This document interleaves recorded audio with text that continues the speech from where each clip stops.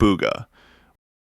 When you think of American esports, Kyle Bugha Giersdorf is the name that has to be in the conversation. Not just for one moment, but for everything he built afterward. He blew up in 2019, just 16, by winning the Fortnite World Cup solo finals, a $3 million single-player prize. It wasn't just the money. It was that a teenager from the US suddenly became a global icon overnight. Since then, he's stayed relevant. 3 FNCS wins under his belt, multiple grand final appearances. He didn't disappear after his breakout grand moment. He kept showing up, placing, making plays. His prize earnings are also top tier. Over $3.7 million from Fortnite tournaments alone.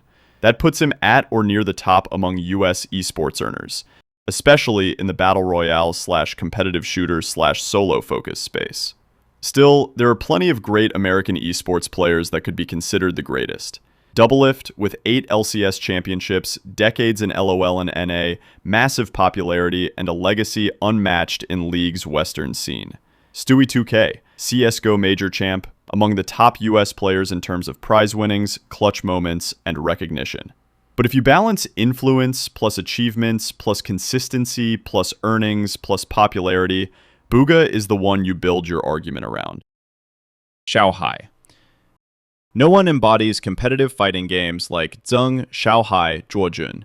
He's been grinding since 2007, mastering King of Fighters, Street Fighter, Fatal Fury, a veteran who's survived every meta shift, every era. He just defended his Street Fighter 6 title at the 2025 Esports World Cup, beating Chile's teenage prodigy Blaz 5-4 in a wild, clutch final. That win came with $250,000 prize money and back-to-back champion status. Before that, he's claimed multiple EVO wins, King of Fighters 15 at EVO 2023, EVO 2024, and held legendary status in the fighting game community for years. His ability to adjust character picks, respond to opponent adaptations, and stay consistent under pressure gives him a rare mix of peak performance plus longevity. Now, China has other stars too. Ame in Dota 2, for example, with massive earnings and achievements. Others, like Zhang Yiping, Zhang Ruida, also have strong earnings and tournament histories. But what gives Xiaohai the edge is not just raw skill or prize money. It's his cultural impact and international respect, the way his name alone carries weight in fighting game lore across Asia and beyond. So when I pick Xiaohai as China's greatest esports player, I'm leaning on titles, influence, adaptability, and consistency across decades. Miposhka. Over in Russia, one name towers above others. Yaroslav Miposhka Naidanov. He's Russia's top-earning Dota 2 pro, over $6.2 million for more than 100 tournaments. He's won the International 2021 with Team Spirit, arguably the biggest stage there is. He's known for his game sense, leadership, and ability to deliver in the high-pressure moments. Support role or not, his plays in teamfights, drafting phase, decision-making, they don't always make highlight clips, but they make championship runs. Of course, there are other strong Russian contenders. Collapse, Toronto Tokyo, they bring fire, skill, often big moments. But what separates Miposhka is his combination of consistent top-tier performance, major titles, earnings, and match count. He's been around, staying relevant, helping his team win on the biggest stages. Miposhka has already checked almost every box, but he doesn't seem satisfied. In mid-2025, he said his primary motivation now is to win a 3rd international. That tells you something. This isn't just legacy for him, it's the next peak he wants to hit. That's why many believe he isn't just Russia's GOAT by past achievement, but also his future. Fallen. Gabriel Fallen Toledo. Ask any Brazilian esports fan, and his name comes up.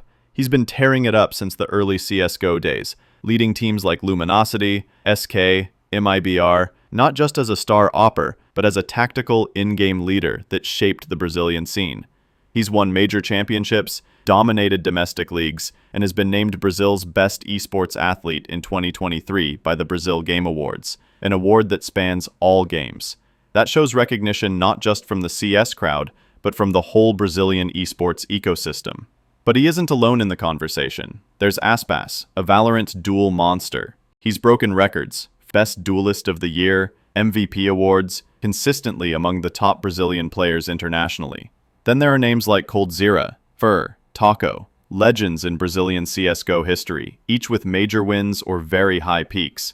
Their moments are unforgettable, their skill undeniable. But Fallen's case isn't just about raw mechanical skill. His leadership, his ability to build teams, to mentor, to endure through rosters and meta shifts gives him a legacy. When balancing achievements, stats, impact, popularity, and long-term consistency, Fallen has that package often missing in others. Many had peaks, but fewer maintained relevance over so many eras.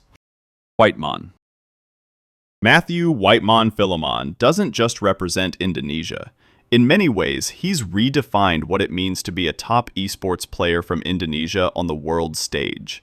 He's one of the first Indonesian players to qualify for the International, and among the very few to reach top 8 or top 6 at TI, including in 2024 while with Tundra. He's hit high MMR milestones, proven himself in international teams, and shown resilience, switching teams, challenging foreign competition, keeping up with rising pros. Other great Indonesian pro players deserve a mention here too. Mikoto, Indonesia's superstar mid laner in Dota 2, known for his flashy plays and high impact, he's carried teams like Boom Esports to international relevance. If Whitemon is consistency and leadership, Mikoto is raw firepower and highlight reels. Sans, a Mobile Legends phenom for Onyx Esports. He's one of the strongest junglers Indonesia has produced, switching roles to mid lane and becoming even stronger, with MPL titles and international appearances to his name. For MLBB fans, Sans is often the first name mentioned when debating Indonesia's finest. At the end of the day, greatness isn't just about skill. It's about how far you've lifted your country's name in esports.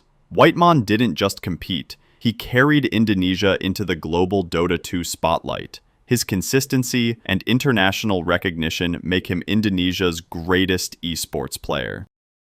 Faker. Gosh, this is the third time I've talked about Faker this month. When you think South Korea and esports, one name rises above them all: Faker. Since debuting in 2013, Lee Sang-hyuk has been the face of League of Legends and arguably the face of esports itself.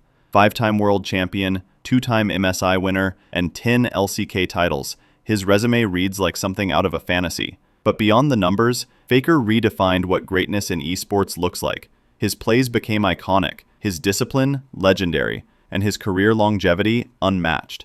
Even in 2023, a full decade after his debut, he led T1 to his 5th Worlds trophy, proving that his reign wasn't just history, it's still ongoing. What makes Faker's story even more remarkable is how he stayed loyal to one team, T1, across his entire career. While others chased paychecks or greener pastures, Faker became the heart of an organization and the embodiment of South Korean esports excellence. And it's not just about the trophies. His global fan base, influence on younger pros, and reputation for humility made him the ideal role model.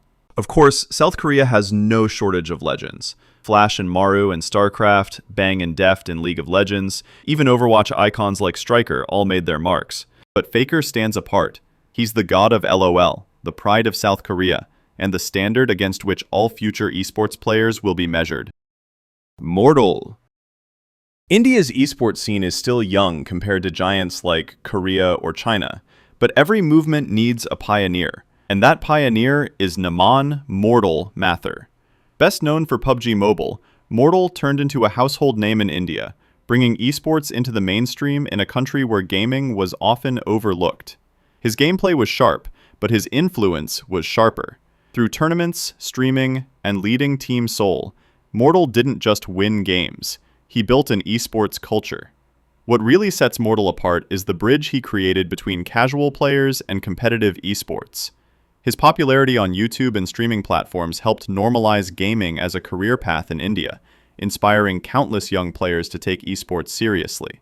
Other Indian stars like Scout OP, Jonathan, and Mavi have left their marks, especially in the Battle Royale genre, and represent the country's competitive depth. But Mortal's impact is on another level. He's more than just a competitor. He's the face of Indian esports. That's why when we talk about India's greatest esports player, the crown belongs to him. Daigo Umehara. Japan has always been the heart of arcade culture, and no player embodies that legacy more than Daigo Umehara. Long before esports became mainstream, Daigo was already a legend in smoky arcades, known for his unmatched composure and razor-sharp fundamentals in Street Fighter. His name is forever tied to Evo Moment 37, the parry heard around the world, where he blocked every single hit of Justin Wong's Chun-Li Super and reversed the round in spectacular fashion.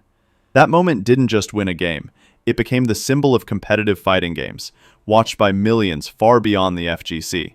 But Daigo's greatness isn't defined by a single highlight. He's been a world champion across multiple Street Fighter eras, a pioneer who transformed fighting games from a hobby into a respected competitive discipline, and even an author whose books on the mindset of competition became bestsellers in Japan. Of course, Japan has produced countless other greats: Tokido's murder-face consistency, Fudo's precision, new school stars like Kakeru who carry the torch today, even stars in non-fighting games like Tensai and Site Tampo and Brawl Stars. But none of them shaped Japanese esports itself the way Daigo has. Anna. Australia doesn't have the deepest pool of esports champions compared to regions like Korea or China, but it does have one player whose achievements put the entire country on the map: Anna, the Dota 2 superstar.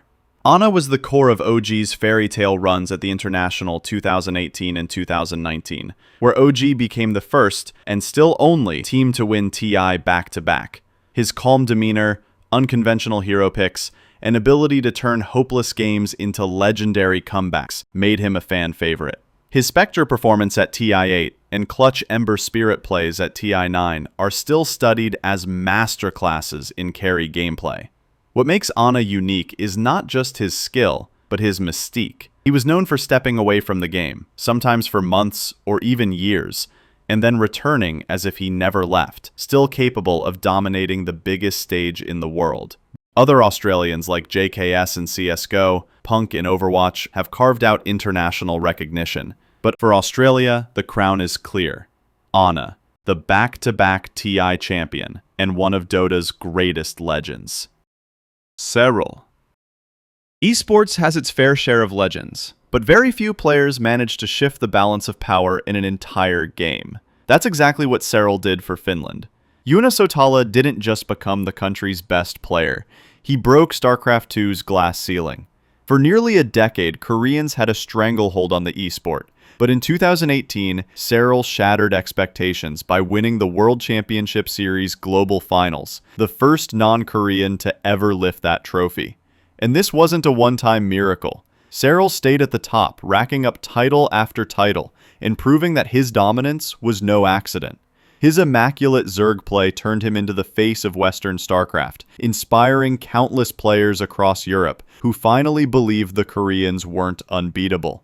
Finland has other esports icons: Jerax, a two-time Dota 2 international champion, and Alu, who carried the Finnish CSGO banner for years. But no one redefined the trajectory of their game quite like Serral. For Finland, and for StarCraft itself, he's the GOAT. Comment down below which countries do you want me to feature on part 2, and who you think should be the GOAT of that country. Subscribe to get notified for the video. Thank you for watching.